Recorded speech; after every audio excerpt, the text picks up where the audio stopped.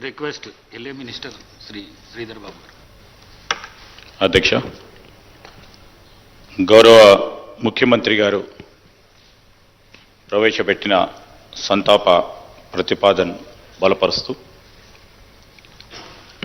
ఈరోజు మన అందరికీ కూడా సుపరిచితులు, ప్రత్యేకంగా నాకు చాలా దగ్గర వ్యక్తిగా ఒక అన్నగా మరి మాగంటి గోపీనాథ్ గారి అకాల మరణం చాలా దిగ్భ్రాంతిని కలిగించింది అధ్యక్ష. ఈరోజు వారు జూబ్లీహిల్స్ నియోజకవర్గానికి ప్రాతినిధ్యం వహించి మన అందరి సహచర ఎమ్మెల్యేగా ఈరోజు మన మధ్యలో లేకపోవటం కూడా చాలా బాధాకరం. మన అందరి హృదయాలను కూడా ఈ సందర్భం ద్రవింపజేస్తూ ఉంది అధ్యక్ష. గోపీనాథ్ గారు నేను చాలా దగ్గరగా వ్యక్తిగతంగా చూసిన వ్యక్తిని. వారికి ఆ రోజు తెలుగు యువత అధ్యక్షుడిగా ఉన్న సందర్భంలో వారి చిన్న తమ్ముడు మాగంటి రాజ్ కుమార్ అని నాకు చాలా దగ్గర మిత్రుడిగా, ఒక అన్నగా ఎల్లప్పుడూ కలిసి ఉండేవారం అధ్యక్ష. ఆనాడు వారి కుటుంబం అనుకోని పరిస్థితుల్లో మరి వారి తమ్ముడిని, గోపీనాథ్ గారి తమ్ముడిని కోల్పోవటం, ఆనాడు వారి కుటుంబం కోల్పోయిన నేపథ్యంలో చాలా సంవత్సరాలు కూడా వారు ఆ కుటుంబం కోలుకోలేకపోయింది అధ్యక్ష. మరి అమ్మగారు, మరి ఇద్దరు అన్నలు, ఆ కుటుంబం అంతా కూడా చాలా బాధతో, హృదయంతో అనేక సంవత్సరాలు కూడా గడిచిపోయిన తర్వాత చాలా సంవత్సరాలు రాజకీయంలో ఉండి తెలుగు యువత అధ్యక్షుడిగా అనేక సంవత్సరాలు పనిచేస్తూ అనేక సందర్భాల్లో, ఇప్పుడు పెద్దలందరూ ఉన్నారు ఇక్కడ, శ్రీనివాస్ యాదవ్ గారు కానీ, వారి సహచరుడిగా అనేక సంవత్సరాలుగా ప్రతి సందర్భంలో కూడా టికెట్ గురించి ప్రయత్నం చేసేవారు. కానీ రాజకీయం అంటే అందరికీ తెలుసు అధ్యక్ష, ఎప్పుడు ఎవరికి ఏ విధంగా అవకాశం వస్తుందో మన చేతిలో లేదు.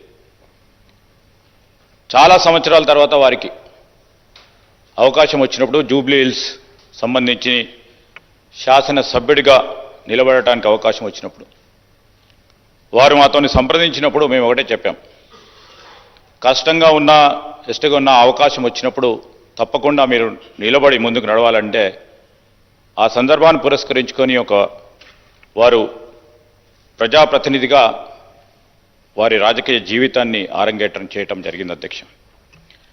ఒక ప్రజాప్రతినిధి మాత్రమే కాదు, వారు ప్రజల మనసులో నిలిచిపోయే విధంగా సేవ చేస్తూ ఒక మానవతావాదిగా నిలిచిన వ్యక్తి, ఒక మృదు స్వభావి. ఆయన వ్యక్తిత్వంలో ప్రతి సందర్భంలో కూడా నిజాయితీ,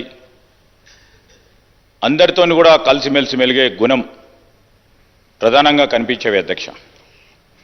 జూబ్లీహిల్స్ అంటే మొత్తం రాష్ట్రంలోనే ఒక చాలా ఇంపార్టెంట్ నియోజకవర్గం. ఆ ప్రాంతంలో సేవలు చేస్తూ ఇంకా ఏదో చేయాలనే ఒక తలంపుతో ముందుకు నడిచిన వ్యక్తి. అభివృద్ధి పనులు కానీ, పేద ప్రజలకు సంబంధించి వారి అండగా నిలబడటానికి, అనునిత్యం వారి సమస్యలను పరిష్కారం చేయడానికి మరి స్వర్గీయులైన గోపీనాథ్ గారు కృషి చేయటం జరిగింది. సభలో వారి లేని లోటును స్పష్టంగా మనం చూస్తూ ఉన్నాం. మరి ఈరోజు జూన్ 2, 1963 హైదరాబాదులో హైదర్గూడలో కృష్ణమూర్తి మరియు మహానంద కుమారి దంపతులకు జన్మించిన గోపీనాథ్ గారు మరి 4 దశాబ్దాల పైచిలకు ప్రజాసేవలో, పార్టీలలో చురుగ్గా పనిచేసి పాల్గొన్నారు అధ్యక్ష.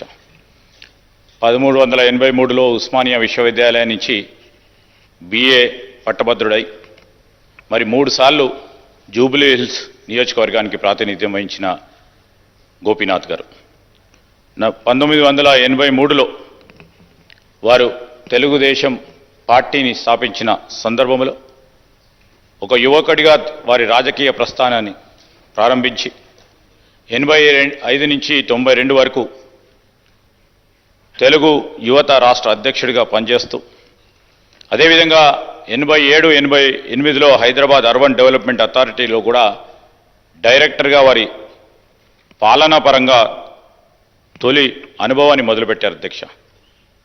మరి 88 నుంచి 93 వరకు వినియోగదారుల ఫోరం అధ్యక్షుడిగా, టీడీపీ హైదరాబాద్ జిల్లా అధ్యక్షుడిగా వారు బాధ్యతలు నిర్వహించారు. 2014లో మరి జూబ్లీహిల్స్లో వారికి అవకాశం రావటం, 3 మార్లు గెలవటం, మరి ఈరోజు మేమందరం కూడా మన అందరికి కూడా కటింగ్ అక్రాస్ పార్టీస్ అధ్యక్ష గోపీనాథ్ గారి గురించి అందరూ కూడా వారి ఒక సహచరుని సమాజంలో ఒక నిజమైన ప్రజానాయకుని కోల్పోయిన అంశాన్ని సభ దృష్టికి తీసుకొస్తూ ఈరోజు మరి గోపీనాథ్ గారి కుటుంబ సభ్యులకి,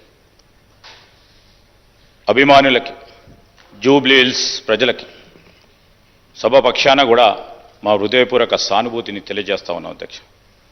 ఆయన ఆత్మకు శాంతి చేకూరాలని, ఆయన చూపిన మార్గం, ఆయన నడిచిన మార్గం, మంచి పనులు చేసిన మార్గం మనకు అందరికీ కూడా ప్రేరణగా నిలవాలని మనసారా కోలుకుంటూ వారి కుటుంబ సభ్యులందరికీ కూడా మరి ప్రగాఢ సానుభూతిని తెలియజేస్తూ సెలవు తీసుకుంటున్నాను అధ్యక్ష.